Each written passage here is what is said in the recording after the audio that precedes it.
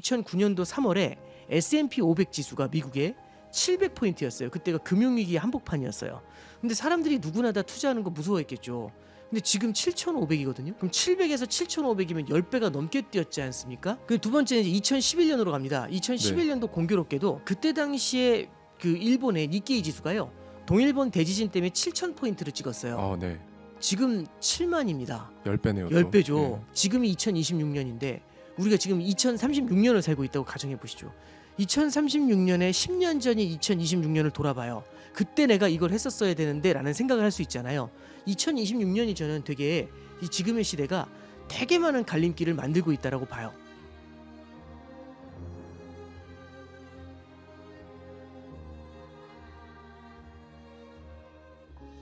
네, 여러분 안녕하세요. 하와이 대저택입니다. 오늘 모신 분은요, 복잡한 글로벌 경제 흐름을 가장 명쾌하게 설명해 주시죠. 저희 채널에서도 많은 구독자님들의 폭발적인 반응이 있으셨어요. 나오실 때마다 달러, 금리, 환율, 그리고 지정학까지 거시경제의 큰 그림을 꿰뚫어보는 국내 최고 거시경제 전문가십니다. 신한은행 패스파인더 단장이시자 부의 갈림길의 저자로 돌아오신 오건영 단장님 모셨습니다. 단장님 어서 오세요. 네, 안녕하세요. 네, 반갑습니다. 네, 안녕하세요. 오건영입니다. 저는 신한은행에서 근무하고 있고요. 신한프리미어라고요. 자산관리 브랜드가 있습니다. 신한은행하고 증권하고 같이 하는 자산관리 브랜드인데 거기에 100여 명 정도 있는 전문가 그룹의 단장 역할을 하고 있습니다. 그 그룹이 이제 신한프리미어 패스파인더라고 하거든요. 거기서 단장 역할 수행하고 있고 거시경제 매크로를 보는 역할하고 그 다음에 실제로 투자 관련된 컨설팅 업무 이런 걸 같이 진행하고 있습니다. 이번에 부의 갈림길이라는 책을 썼고요. 이런 거 관련해가지고 시장에 대한 얘기들 많이 소통하도록 노력하겠습니다. 감사합니다. 예, 단장님 다시 한번 찾아주셔서 감사합니다. 오늘 촬영일 기준 오늘은 7월 15일입니다, 여러분. 예, 최대한 빨리 편집을 해서 저희가 내보내겠지만 시차가 조금 있을 수 있다는 거. 예, 그래서 오늘은 촬영일 기준 7월 15일에 오건영 단장님 모시고 말씀을 나누고 있습니다. 매년 이렇게 책을 내시는데 이번 책 신간의 제목이 부의 갈림길입니다. 네. 최근에 어디서 본 것 중에 요즘은 이제 거의 뭐 카카오톡 쓰듯이 AI 챗 GPT라든지 모두가 다 하나씩은 최소 하나씩은 쓰잖아요. 이걸로 부가가치를 창출하거나 나의 예. 몸값을 더 올리거나 뭔가 이런 식으로 가치를 창출하는 데 쓰는 사람, 요 사람들이 0.3% 정도밖에 안 된다고 하더라고요.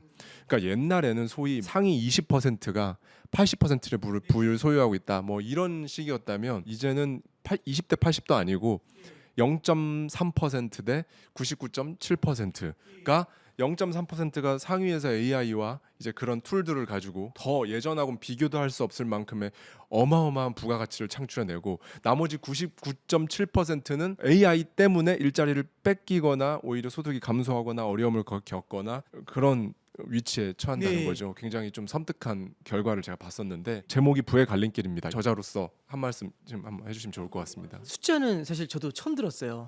0.3이라는 말씀 처음 들었는데 개인적으로 되게 좀 놀랬거든요. 이게 저는 이제 갈림길이라는 말을 썼잖아요. 갈림길이라는 건 그런 것 같아요. 그러니까 누구나 다 인생을 살다 보면 여러 개의 갈림길을 만나잖아요. 그러니까 예를 들어서 어느 학교를 갈까? 아니면은 어떤 배우자를 만날까? 내지는 어떤 직업을 택할까? 어떤 회사를 갈까? 내지는 어떤 사업을 시작할까?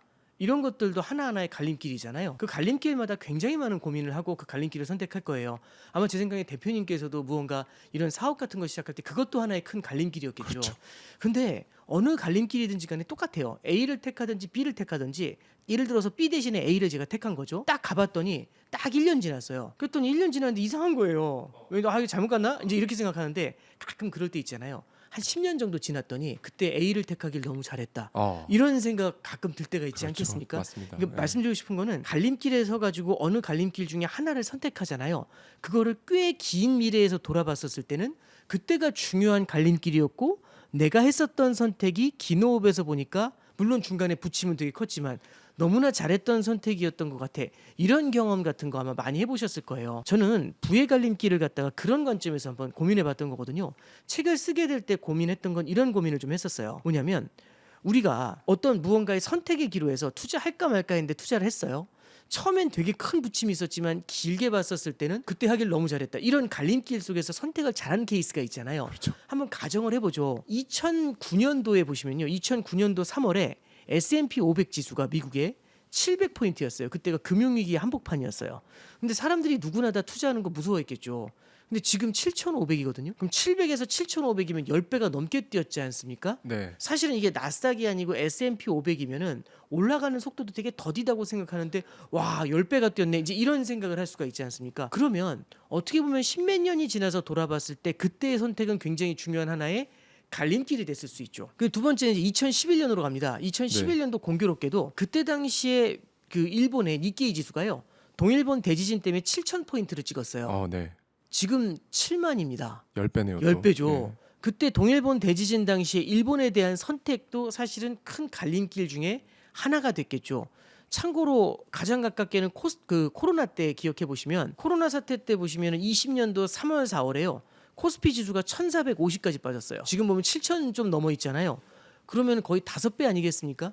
그러면은 그때가 어떻게 보면 투자의 하나의 그 되게 중요한 기회였다는 거죠. 근데 여기까지 들으시면 그래서 옛날에 살 걸 이런 얘기하는 책이냐 그런 건 아니고요. 네. 제가 생각했던 건 어쩌면 지금이 2026년인데 우리가 지금 2036년을 살고 있다고 가정해 보시죠.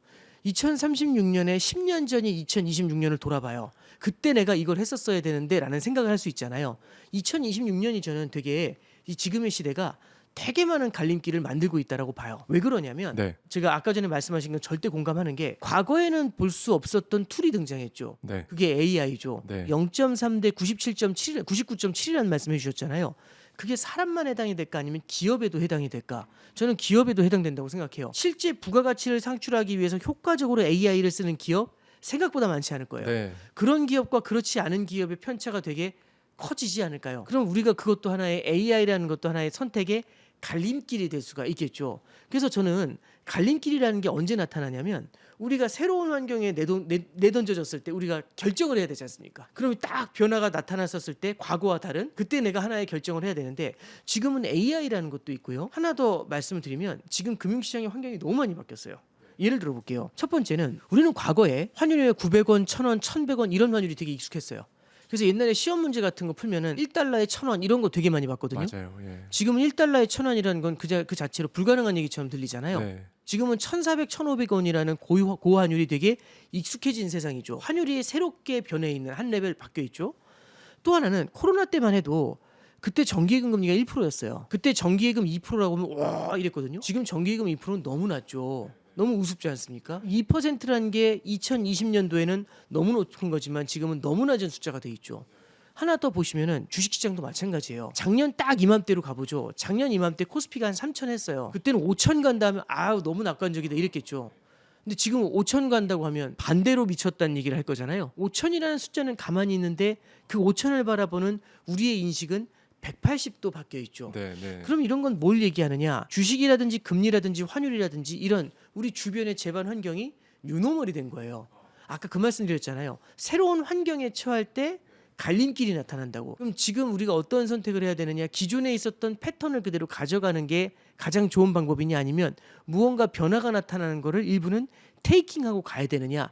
이게 저는 부의 갈림길에서 지금이 굉장히 많은 갈림길을 만들어낼 때다라고 봐고요. 여기에 첨언 하나만 더 드리면 트럼프 2.0이잖아요. 과거에 보지 못했었던 질서들을 만들어내지 않습니까? 맞습니다. 예. 이런 것도 하나의 갈림길인 것 같아서 우리가 10년 후에 지금을 돌아봤었을 때 굉장히 중요한 선택의 갈림길이 될 만한 소스들 이런 것들을 좀 고민해봤고요.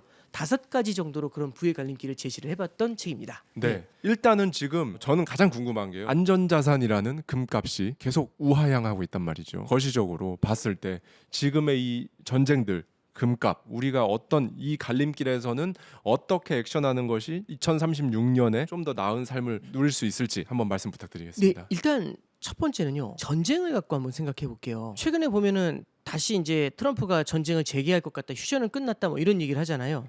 그래서 또 전쟁의 리스크가 커진다고 하니까 또 주식시장도 출렁이는 모습들이 나타나요. 그러다 보니까 스트레스도 굉장히 많으실 수 있고 저도 질문을 지금 굉장히 많이 받는 건 이런 거예요. 이 전쟁 때문에 어떻게 될지 모르겠다. 너무 불안하지 않냐? 이러면 투자할 수 있겠냐? 근데 이게 하나 잠깐 말씀드리면 제가 이제 금에 대해서도 지난번 책에서도 말씀드렸던 거지만 예를 들어 금을 투자해 놓는 게 좋다. 포트폴리오에 금을 담는 게 좋다라는 얘기가 내일부터 오른다는 얘기는 아니거든요. 예를 들어서 A하고 B의 갈림길 중에서 A를 선택했다고 해서 에브리데이 꽃길을 걷지는 않거든요. 굉장히 어려운 시기를 겪을 수 있을 겁니다. 예를 들어서 대표님께서도 사업을 시작하신 다음에 초반부터 꽃길은 아니셨을 그렇죠. 수 있잖아요. 제이커브라고 그렇죠. 보통 처음에 하니까요. 너무 힘든 그런 예, 순간들도 예. 찾아오죠. 제가 드리고 싶은 말씀은요. 우리가 무언가 자산을 바라볼 때 자산에 대한 투자를 할 때는 긴 호흡으로 박아둔다라는 개념을 많이 좀 써주시면 좋을 것 같아요. 일단 첫 번째는 이런 거죠. 우리가 너무 짧은 호흡으로 이게 바라보잖아요. 올해 연말까지 우리는 투자를 끝내야 돼. 그러면 이렇게 돼요. 전쟁이 언제 끝나냐 이게 너무너무 중요해요. 그러니까 전쟁이 일찍 끝나면 주가가 오르고 전쟁이 오래 가면 주가가 빠지니까 이거 답이 없다. 올해 내에 우리가 모든 투자를 끝내야 되면 전쟁이 언제 끝날지를 예측을 하고 해야 돼요. 네. 그래서 너무 어려운 겁니다. 근데 사실 누구도 모르죠. 전쟁이 언제 끝날지는. 근데 한번 시기열을 좀 길게 가져가 볼게요. 5년 정도 투자한다라고 가정해 볼게요. 만약 5년이라는 시기열에서 바라본다면은 저는 이렇게 생각해요. 5년이 지나면 전쟁을 계속 하고 있을까? 하고 있더라도 시장이 지금 러시아 우크라이나 전쟁 별로 신경 안 쓰잖아요. 그렇죠. 그런 것처럼 어쩌면 이란 전쟁에 대해서도 5년쯤 지나면 에브리데이 지금 그렇게 신경을 쓸까? 별로 안 쓸 것 같아요. 옛날에 이란 이라크 전쟁이 7년짜리 전쟁이었대요. 네. 근데 제 기억에 처음엔 큰 이슈였다가 나중에 한 5, 6년 지나니까 뉴스의 한 켠에서 가끔 등장하더라고요. 말씀드리고 싶은 거는요. 왜 우리가 러시아 우크라이나 전쟁 요즘 뉴스를 많이 안 보냐? 전쟁이 없어서가 아니라 그 전쟁의 시장이 상당 수준 적응을 했기 때문이에요. 그러면 우리가 관심이 상당히 많이 줄어들겠죠. 저는 우리가 5년이라는 시기열을 통해서 본다면 전쟁이 언제 끝났냐 이건 그렇게 중요하지 않은 것 같아요. 오히려 중요한 건 뭐냐면 전쟁 이후에는 어떤 세상이 펼쳐질까? 언젠가는 이 5년이라는 기간 안에는 전쟁의 영향이 희석이 될 거지 않습니까?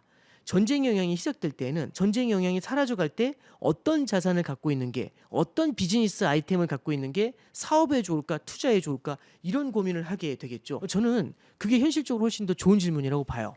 다시 정리하면 우리가 전쟁을 바라면서 전쟁 언제 끝나요? 이런 불가지의 영역을 논리하는 거는 투자에 있어서도 비즈니스에 있어서도 좋지 않다고 봐요. 오히려 그것보다는 언제 끝날지 모르지만 결국에는 이게 영향이 희석이 될 텐데 그 희석이 되는 시점에 그 전쟁 이후의 미래를 대비해서 나는 어떤 자산이나 어떤 비즈니스 아이템을 갖고 있는 게 좋아?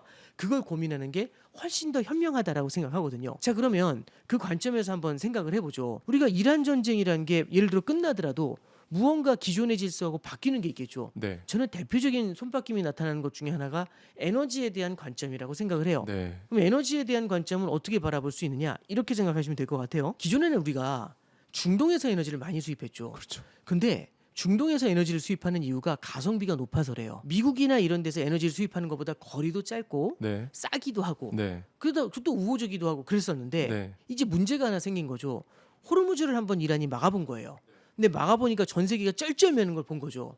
그럼 이란 입장에서는 이건 중요한 교섭의 카드가 될 수 있잖아요. 그럼 언제든지 호르무즈를 막았다 열었다 막았다 열었다 할 때마다 교섭하기가 훨씬 유리해지잖아요. 그래서 최근에 보면은 이란하고 트럼프하고 대화하는 걸 보면 요즘 핵 얘기가 별로 안 나와요. 핵 갖고 얘기하는 게 아니라 요즘 호르무즈의 통제권 갖고 얘기하거든요. 양쪽 다 이게 되게 키가 된다는 건 이제 안 거예요. 그러니까 이란이 기존에는 핵을 놓으면 안 된다가 아니라 이제는 호르무즈가 키다. 이 생각을 되게 많이 하는 것 같아요. 그러면 만약에 이번에 호르무즈 문제가 해결이 됐어요. 다음엔 다시 안 죄일까? 저는 언제든지 죄일 수 있다고 생각해요. 네. 그러면 호르무즈가 수시로 지어질 수 있다면 그럼 이제 우리처럼 중동에서 에너지를 수입하는 국가 입장에선 어느 순간에 수입되던 에너지가 딱 멈춰버리죠. 이때는 가성비가 중요한 게 아니에요. 얼마나 싸게 가져오냐가 중요한 게 아니라 가져올 수 있느냐가 훨씬 중요해지죠. 이게 이제 문제가 돼요. 그래서 지금 우리나라에서 어떤 얘기하고 있냐면 전쟁이 끝나더라도 중동에서만 의존하는 게 아니라 에너지 조달을 다른 지역에서 의존도 해야겠다라고 해서 미국이라든지 호주라든지 다른 지역에서의 에너지 수입에 대해서 고민을 하고 있어요. 자, 그럼 그 고민을 우리나라만 할까? 그게 아니죠. 여러 국가에서 같이 하게 되겠죠. 그럼 그 국가들도 어딘가에서 수입하려고 막 찾아다닐 거잖아요. 그럼 이제 자원부국이라고 해볼게요. 이제 그럼 이제 대표님이 자원부국이에요. 여태까지 전화 한 통화도 안 하다가 갑자기 막 전화해가지고 우리한테도 달라 이렇게 막 얘기해요. 네. 그럼 싸게 팔까요? 비싸게 팔까요? 높게 부르죠. 그렇죠. 예, 그러면 예. 자원부국의 갑질이 시작이 될 수가 있어요. 에너지를 갖고 있다는 게 하나의 큰 힘이 될 수가 있거든요. 그래서 저는 일단 첫 번째 말씀드리고 싶은 건 에너지를 바라보는 관점이 되게 많이 바뀔 것 같다. 어떻게 보면은 이거예요. 2000년대로 가볼게요. 중국이라는 거대한 성장의 엔진이 전 세계 에너지를 빨아들인다고 했어요. 네. 중국 하면 어마어마한 성장 엔진 같지 않아요? 네. 그래서 그때 기름값도 엄청 올랐고요. 전 세계 시총 1위가 엑슨모빌이라고 미국의 에너지 회사였어요. 2008년도에. 그래서 그때는 인플레이션의 시대라고 해서 막 그 원자재 가격이 엄청 뛰었거든요. 근데 원자재 가격이 너무 뛰었죠. 그럼 어떤 일이 벌어지냐면 너무 뛴 원자재 가격 때문에 이 원자재 말고 다른 무언가 공급 채널을 찾아야 되지 않아 해서 등장한 게 셰일이에요. 네. 그리고 또 하나는 너무 무리해서 성장했던 중국이 아무래도 과잉 공급이 되다 보니까 더 이상 에너지를 수입하면 안 되는 것 같아요. 그래서 에너지 수요가 중국이 확 줄어요. 그러면 셰일 오일로 인해서 에너지 공급이 늘었는데 에너지 수요가 중국의 긴축으로 쫙 줄어들어요. 그럼 공급은 늘었는데 수요가 떨어지니까 에너지 가격이 훅 주저앉았겠죠. 네. 그래서 2010년대 자원부국들이 힘을 많이 못 써요.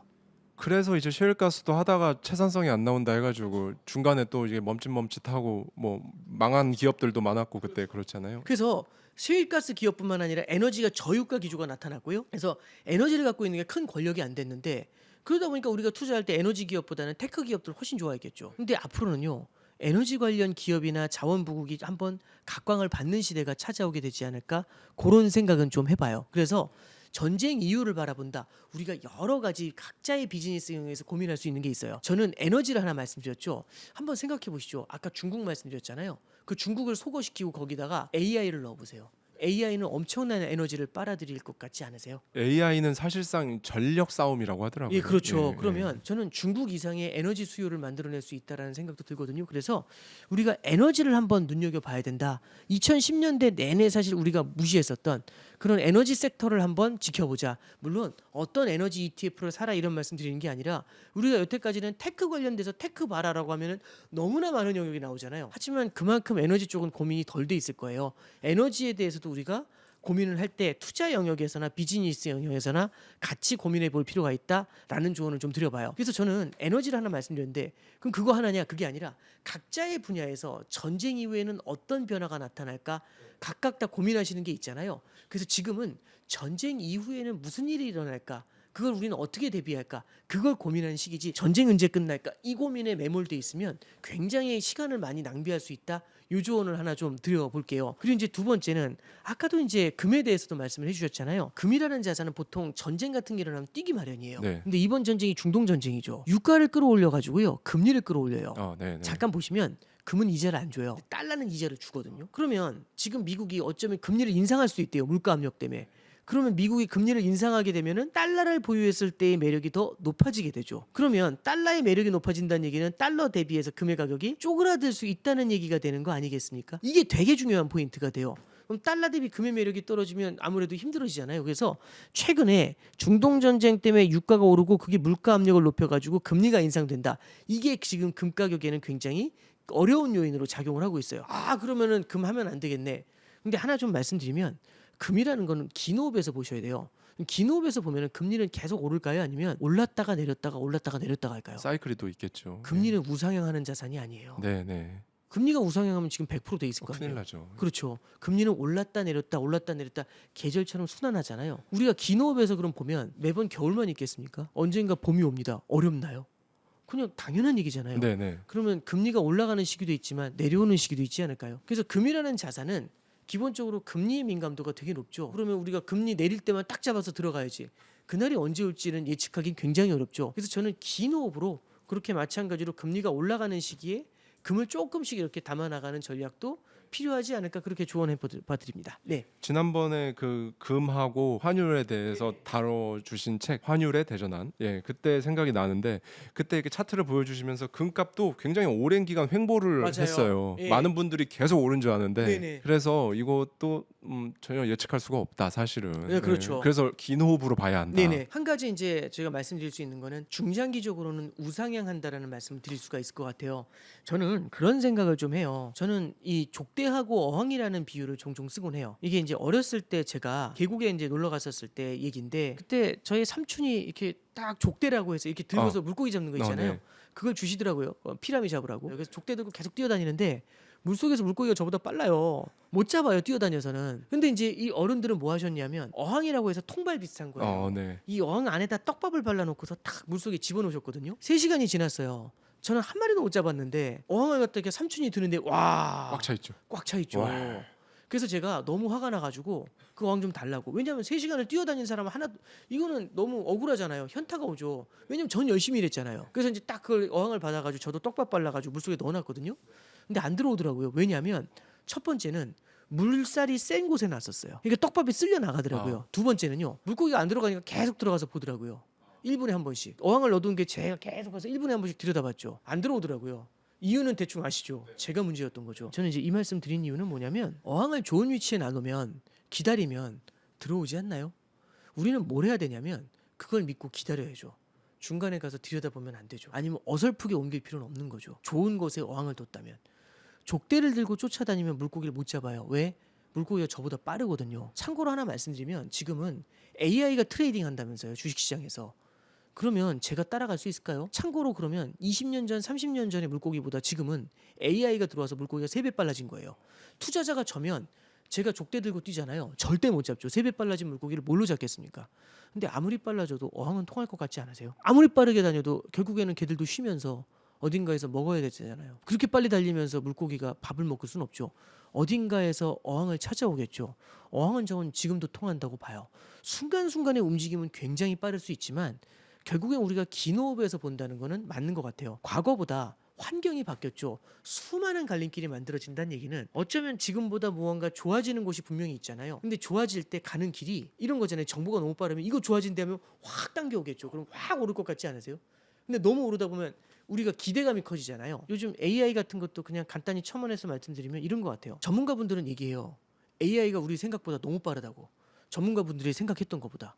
저도 많이 놀라거든요. 근데 저는 전문가들이나 우리가 체감하는 것보단 빠르지만 투자자들이 생각하는 것보단 느리다고 봐요. 왜냐하면 빠르게 큰 돈 벌고 싶은 게 투자자의 마음이잖아요. 그리고 AI 관련된 성장이 일어나고 뉴스가 많이 들려오고 주가가 오르면 오를수록 그 기대가 더 빨라지는 것 같아요. 그러면 어쩌면 AI가 이렇게 발전하는 것 자체도 되게 빠른 속도인데 우리의 기대는 되게 앞서갈 수 있죠. 너무 앞서가면 못 따라오네? 이러면 어떻게 되죠? 너무 컸던 기대가 실망으로 바뀔 수 있죠. 그래서 원래는 이렇게 성장해 줘야 되는 게 큰 플럭추에이션을 낳을 것 같지 않으세요? 그래서 저는 이게 AI라는 길은요 우리가 선택해야 되는 길이라고 생각해요. 긴 호흡에서. 그러면 우와 들어가자마자 꽃길이냐? 아닐 수 있어요. 왜냐하면 중간중간 굉장히 많은 사람들이 그 AI가 미래를 바꿀 거라는 걸 공감하기 때문에 중간중간 쏠림도 나타나고 굉장히 큰 험로가 만들어질 수 있다라는 생각을 해봐요. 그래서 이 부의 갈림길에서도 이제 유차 이제 말씀을 드리는 거지만 무언가 바라볼 때 어떤 자산을 긴 호흡에서 바라보시는 게 되게 중요하다. 한번 뚝심 있게 밀어붙이는 것도 필요하지 않겠나 생각해 봅니다. 지금 굉장히 많은 분들이 자기의 직업이 있지만 투자를 함께 하고 있거든요. 직업이라는 건 근로소득이죠. 근로소득이라는 거 되게 중요하죠. 저도 굉장히 중요하다고 보는데 근로소득의 가장 큰 어려움은 쉬는 날이 있다는 거. 근데 투자소득은요. 머니 네버 슬립스라고 해서 투자 기계는 쉬질 않아요. 맞아요. 계속해서 이자를 만들어내고 계속해서 수익을 만들어내고 제가 자고 있을 때도 미국 주식에서 수익을 내시는 분들도 있죠. 제가 이제 드리고 싶은 말씀은요. 이거는 필수인 것 같아요. 투자라는 건. 그런데 내 일을 하면서 투자를 하는데 하나하나의 흔들림을 다 따라가려고 하잖아요. 그러면 일도 어려워지고 투자도 힘들어져요. 일에서도 저는 경쟁이 더 치열해질 거라고 보는데 투자에서의 경쟁도 너무 치열하잖아요. 그럼 우리는 어떻게 하면 좋을까?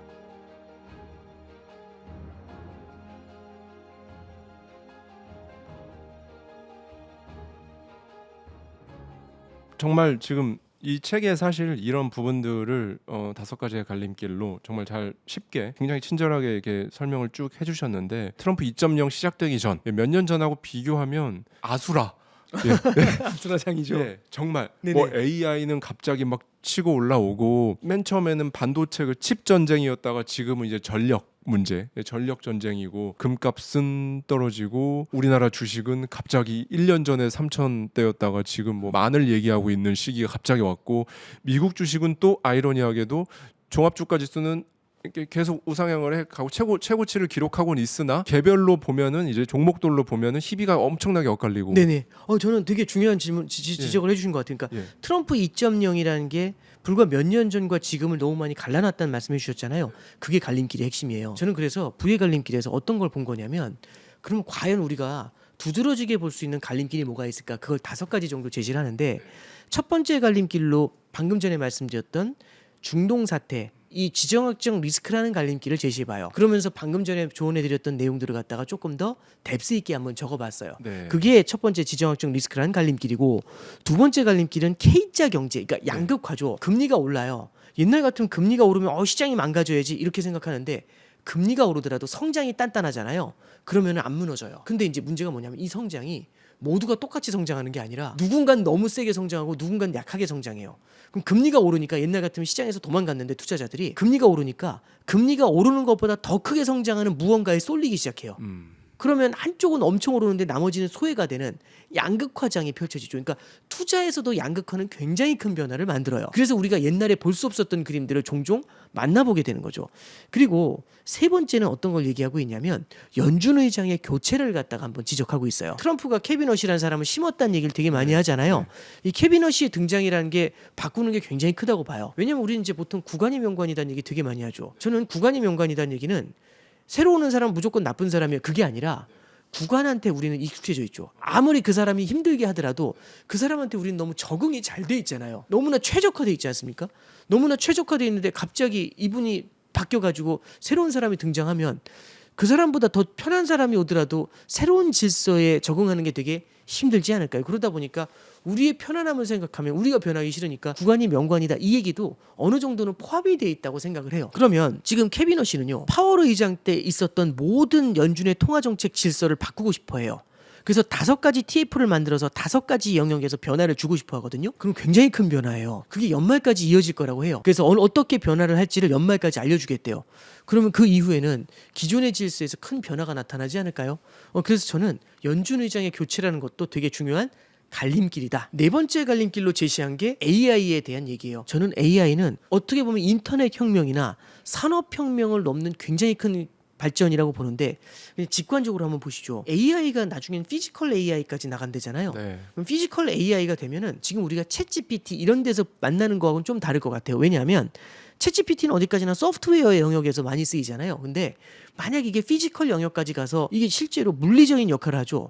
물리적인 역할을 하게 되면은 훨씬 더 적용할 영역이 넓어지게 돼요. 일반 작은 어떤 산업의 공장에서든지 다 들어갈 수가 있잖아요. 그러면 어떤 산업이 발전을 할 때 확장성이 높다는 게 파급 효과를 훨씬 더 크게 줍니다. 그럼 파급 효과를 크게 주는 만큼 피지컬 AI가 주는 미래의 변화는 지금까지 우리가 겪어왔었던 것들보다 훨씬 더 크지 않을까요? 다만 그 속도에 대해서 우리는 더 기대를 크게 하고 있겠죠. 저는 AI라는 것도 굉장히 큰 갈림길이 되지 않나 그런 말씀을 드려봤던 거고 네. 마지막 하나가 미국 투자라는 갈림길이에요. 이제 미국이라는 게 너무나 강력한 투자의 대안이 되고 있지 않습니까? 근데 저는 이제 오랫동안 바라보면 미국이라는 나라가 슈퍼파워인 건 맞는데 사실 지난 50년간 슈퍼파워였어요. 근데 중간중간 카멜레온처럼 쉬어갈 때가 있어요. 너무 무리했다가 좀 쉬어갈게 하면서 다른 나라한테 그 역할을 잠깐 맡기는 경우들이 있어요. 네. 에너지를 충전하면서 이제 네가 잠깐 뛰고 있어. 그 시기에는 미국보다는 다른 나라 자산들이 되게 크게 부각이 됐던 시기가 있어요. 80년대 일본이라든지 2000년대 중국이라든지 그 시기에는 미국이 좀 쉬면서 새로운 혁신을 위한 에너지를 축적하더라고요. 그런 다음에 폭발적으로 성장을 해요. 그러면 미국이라는 나라에 대한 투자는 결론적으로는 장기적으로 긴 호흡에선 좋은 것 같아요. 근데 중간중간에 얘도 탄탄대로만은 아닐 수 있다라는 말씀이 되는 거죠. 그래서 그 내용도 이 부의 갈림길에서는 다뤘어요. 그래서 네. 5가지죠. 지정학적 리스크라는 갈림길, 양극화 K자 경제의 갈림길, 그다음에 세 번째가 연준 의장의 갈림길, 네 번째가 AI, 마지막으로 미국 투자라는 갈림길. 요 5가지에 대한 얘기를 한번 이렇게 담아봤고 그게 지금 시기에 향후 미래 10년 후를 고민해 볼 수 있는 굉장히 중요한 갈림길이 되지 않나 짚어봤습니다. 지금 사실상 우리가 가장 고민스러운 그리고 일상에서 스마트폰만 들여다봐도 TV만 봐도 바로바로 느낄 수 있는 지점들에 대해서 그 갈림길에서 내가 어떤 생각을 가지고 어떤 액션을 하는 게 현명한 투자자일까 혹은 행동일까라는 부분에 대해서 이 책에 이해하기 쉽게 써주셨고 그걸 또 오늘 저자직강으로 이렇게 또 알기 쉽게 얘기를 해주셨는데 아까 10년 뒤를 말씀하셨잖아요. 아, 네. 정말 말도 안 되는 속도로 갈 것 같은 게 샘 알트먼이나 일론 머스크나 젠슨 왕이나 모두가 다 예측하는 시기는 다르지만 그걸 10년 뒤라고 보면 그때는 이제 초지능이 등장할 거라고 하거든요. 초지능은 전 세계에 있는 80억의 모든 인구의 지능을 합쳐도 그거보다 훨씬 뛰어난 수준의 지능이 등장을 하는 뭐 양자 컴퓨터 얘기도 있고요. 뭐 그렇게 된다고 하고 아까 피지컬 AI도 말씀해 주셨고 그럼 아마 10년 뒤는 대략 예상하기로 웬만한 힘이 드는 것들은 이제 가정에서든 산업에서든 이제 피지컬 AI들이 많은 역할을 할 것이고 네. 그다음에 뭐 이제 소프트웨어적으로는 이제 더 이상 뭐 초지능이 어느 정도일지 감은 안 오지만 그런 시기가 등장을 한다고 하는데 그럼에도 불구하고 왜 아마존의 제프 베이조스가 항상 강조하는 게 있잖아요. 죽어도 절대 변하지 않을 것, 그거를 찾는 것이 중요하다. 본인은 정작 이 변화하는 시대에 엄청 잘 적응해 오면서 맨 처음에 그냥 책만 팔다가 지금은 거대 물류 클라우드 기업이 이렇게 됐는데, 근데 정작 중요한 건 절대 변하지 않을 것이 무엇인가 생각해 볼 필요가 있다라는 예. 그런 말을 했거든요. 네네네. 저는 이 책을 읽으면서 그런 부분도 생각을 하게 되더라고요. 이 갈림길이라는 게 분명히 10년 뒤에는 우리가 상상도 못할 만큼 정말 다른 일상을 누리고 있을 텐데, 지금까지 50년 변화한 것보다 훨씬 빠를 텐데, 생활 양식의 변화가. 그런데 그럼에도 불구하고 정말 10년 뒤까지 봤을 때도 여전히 계속 중요한 건 무엇인가, 그 핵심을 말씀하고 계신 게 아닌가라는 생각이 많이 들었어요. 책을 네네. 읽으면서. 저는 절대적으로 공감하는 말씀이고요. 네. 물론 제프 베이조스가 가장 변하지 않을 게 뭔가를 이제 바라보는 건 사람마다 다 다른 것 같아요. 일단 첫 번째는요. 저는 이제 이 말씀에 대해서는 개인적으로 공감하는 부분도 있지만 어쩌면 우리가 생각하는 것보다 쉽지 않을 수 있다는 생각도 드는 부분이 있어요. 예를 들어서 어떤 게 있냐면 미래에는 사람들이 다 편한 세상이 올 것이다. 왜 로봇가 다 할 거니까. 근데 한번 잠깐 생각해 보면은 미래에는 그러면 사람들이 과연 공부 아무것도 안 해도 될까? 사실 생각해 보면은 20년 전, 30년 전보다 지금의 입시가 훨씬 힘들어졌어요. 왜냐하면 입시에 접근해서 공부하는 건 훨씬 쉬워졌거든요. 왜냐하면 1타 강사의 인강이 바로바로 나와요. 저도 그 인강 보면서 느끼는 게 뭐냐면 이런 거 알았으면 나 하버드 갔다 이런 생각 들었거든요. 근데 문제가 뭐냐면 모두가 그 인강을 봐요. 그러면 훨씬 더 시험의 난이도가 높아져야 변별력을 만들 수 있지 않을까요? 그러니까 이런 거죠. 우리가 다 칼 들고 싸우는데 저 혼자 총 들고 싸우면 더 유리하지 않을까요? 네네네. 모두가 총을 들면 그럼 난이도가 높아지겠죠. 그래서 저는 어쩌면 미래의 삶은요 다 편해지는 게 아니라 무언가의 소스에 접근하는 건 훨씬 쉬워지지만 삶의 난이도가 되게 어려워질 것 같지 않으세요? 그리고 또 하나 이제 삶의 난이도가 어려워진다는 걸 입시를 통해서만 말씀드렸지만 투자의 난이도도 그리고 비즈니스의 난이도도 훨씬 더 높아질 것 같아요. 왜? 변화가 되게 빠를 거잖아요. 그럼 예를 들어 이런 거죠. 챗GPT하고 제미나이 쓰는데 익숙해지기 시작했는데 문제는 이미 다 클로드 다 쓰고 계시더라고요. 저희 젊은 직원분들은 챗GPT만 쓰고 있으면 약간 원신 이제 요즘 이제 너무 빠르잖아요. 맞아요. 그러면 저 하나 여쭤볼게요. 챗GPT만 쓰면 나중에 거기서만 계속 머물러 있을까 아니면 바뀌게 될까? 저는 그것도 바뀔 거라고 봐요. 아까 말씀하셨잖아요. 초지능까지 가잖아요. 그러면 어떤 게 되게 많이 필요할까? 사람의 적응력이라는 게 훨씬 더 밸류가 생겨날 것 같지 않으세요? 그렇죠. 그러면 저는 이런 생각이 들어요. 농경과 유목이라는 게 존재하잖아요. 농경은 어느 한 곳에 자리 잡아가지고 거기서 농사를 지으면서 거기서 가족을 계속 만들어 가잖아요. 유목이라는 거는 계속 옮겨 다니죠. 유목민을 보면은 환경이 되게 척박하고 계절의 변화도 되게 크고 그러니까 어쩔 수 없이 유목을 하는 거 아닌가요? 말 끌고 다니면서 야 여기 풀 있다 여기서 먹자 여기서 한 뭐 몇 개월 머물러야겠네 이게 유목민이잖아요.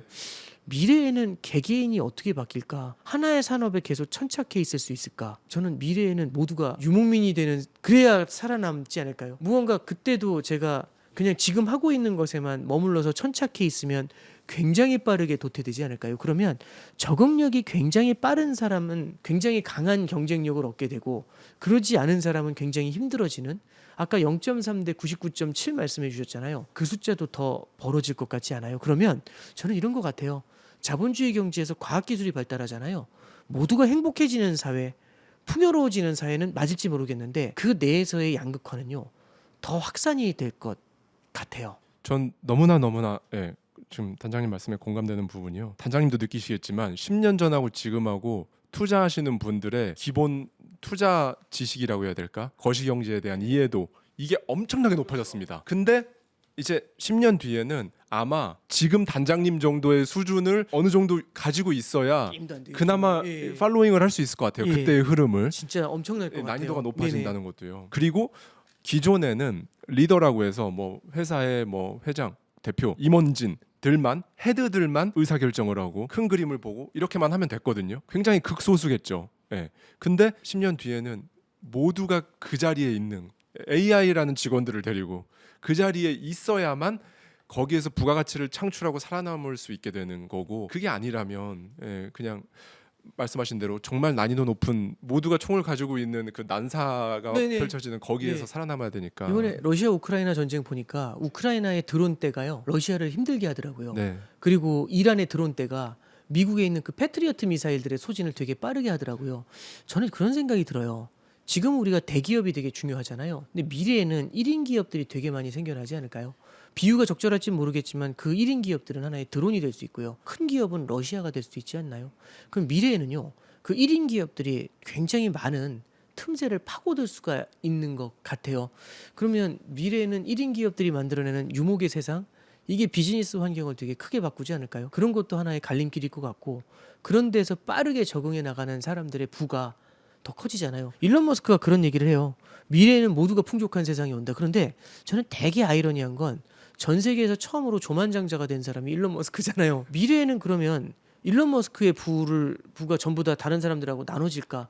저는 그러지 않고 더 그런 혁신하는 사람들의 부가 더 크게 쏠리지 않을까? 그런 생각 같이 좀 해보게 됩니다. 네, 신간 부의 갈림길을 이제 읽어 보실 독자분들은 투자나 재테크 혹은 자신의 어떤 선택, 커리어든 사업이든 부업이든 뭐가 됐든 정말 아수라인 이 지금 2026년에서 뭔가를 고민하는 분들이 이 책을 아마 이제 찾게 될 텐데요. 역대 최고치로 금리 차가 벌어지고 이제는 뭐 1,560원, 70원이 가도 그렇게 엄청나게 막 패닉이 오는 그런 상황도 아니에요. 이제 막 그런 상황에 우리나라는 근본적으로 에너지에 대해서 다시 생각해봐야 되는 그런 상황에 AI라는 또 흐름까지, 그리고 또 안보 문제는 우리나라에게 항상 따라붙는 거고, 뭐 이런 상황에서 지금 현재 고민하시는 투자자분들께 개인 차원에서 어떻게 하는 게 좋지 않을까요? 라고 이 책의 저자로서 한 말씀 해주시면 좋을 것 같습니다. 저는 그런 생각이 좀 들어요. 지금 굉장히 많은 분들이 자기의 직업이 있지만 투자를 함께 하고 있거든요. 직업이라는 건 근로소득이죠. 근로소득이라는 거 되게 중요하죠. 저도 굉장히 중요하다고 보는데, 그 다음에 이제 투자를 통해서 벌어들이는 게 투자소득이지 않습니까?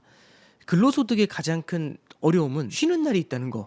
그렇지 않습니까? 근데 투자소득은요, 머니 네버 슬립스라고 해서 투자 기계는 쉬질 않아요. 맞아요. 계속해서 이자를 만들어내고 계속해서 수익을 만들어내고 굉장히 많은 부침을 겪지 않습니까? 그렇지만 매일매일 돌아요. 제가 자고 있을 때도 미국 주식에서 수익을 내시는 분들도 있죠. 제가 이제 드리고 싶은 말씀은요, 이거는 필수인 것 같아요. 투자라는 건. 그런데 내 일을 하면서 투자를 하는데 하나하나의 흔들림을 다 따라가려고 하잖아요. 그러면 일도 어려워지고 투자도 힘들어져요. 일에서도 저는 경쟁이 더 치열해질 거라고 보는데, 투자에서의 경쟁도 너무 치열하잖아요. 그럼 우리는 어떻게 하면 좋을까? 본업인 일에 집중하는 게 되게 중요하고, 투자라는 것에 대해서는 조금은 다른 관점이 중요한 것 같아요. 에브리데이 일을 하면서 족대 들고 뛰어다니는 건 전 답이 아니라고 봐요. 그래서 우리는 긴 호흡에서 바라봐야겠죠. 긴 호흡에서 바라볼 땐 그냥 어학노라고 이게 중요한 게 아니죠.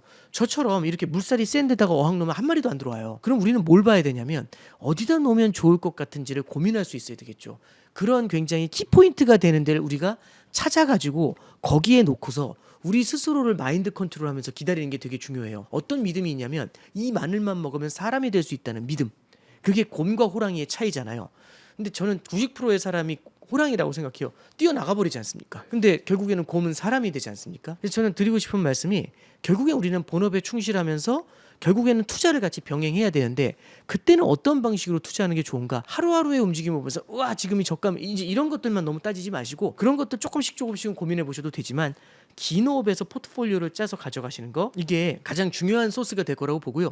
그런 긴 호흡에서는 어떻게 대응해야 되는데, 제가 이제 지금 이번 방송에서도 말씀드렸지만 이 부의 갈림길에서 굉장히 중요한 포인트들 몇 가지를 좀 짚어드렸죠. 네. 그런 것들을 한번 좀 숙지하시면서 접근해 보시면 좋지 않나, 그렇게 조언해드리겠습니다. 네. 오늘도 변함없이 또 이렇게 어마어마한 인사이트로 좋은 내용을 말씀해주신 오건영 단장님, 긴 시간 동안 너무 감사드립니다. 저희 둘이 나눈 대화는요, 이 책에 굉장히 핑산의 일각 일부분만 다루고 있습니다. 그래서 이 내용을 좀 더 깊이 있게, 좀 나의 결정에 2026년이라는 이 갈림길에서 AI도 이거를 어떻게 쓰느냐, 소비자로 가느냐 아니면 이거를 이용하는 사람이 되느냐, 이게 나중에 지나가 보면 2026년이 갈림길이었을 것이다라는 얘기를 제가 같이 들었었거든요. 근데 딱 부의 갈림길 이 책을 내셔가지고 한번 읽어보시면 훨씬 더 여러분들이 지금 고민하시는 것들에 대한 솔루션을 스스로 얻을 수 있게 도와주는 가장 좋은 경제서가 아닐까라는 생각이 듭니다.